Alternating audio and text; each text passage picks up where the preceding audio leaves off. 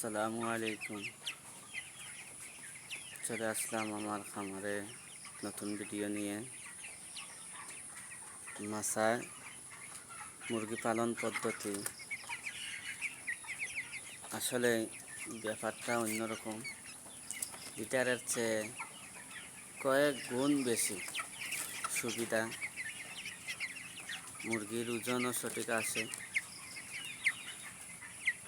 এই যে দেখতেছেন আমার মুরগিগুলা অনেক সুস্থ, শুধুমাত্র মুরগির বিষটা থেকে বিরত রাখার কারণে।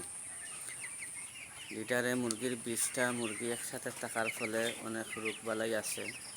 আলহামদুলিল্লাহ আমার এইখানে তুলনামূলকভাবে ওষুধ খরচ খুবই কম। এই যে দেখতে পাচ্ছেন আমার মুরগিগুলো অনেক সুস্থ, দৌড়াদৌড়ি করতেছে।